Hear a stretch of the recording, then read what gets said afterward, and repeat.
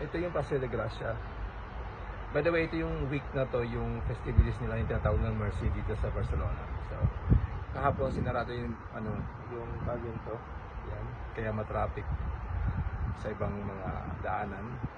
At ang daming tao. So, nagkaroon na sila ng mga concerts, kung ano mga activities dito sa lugar na to.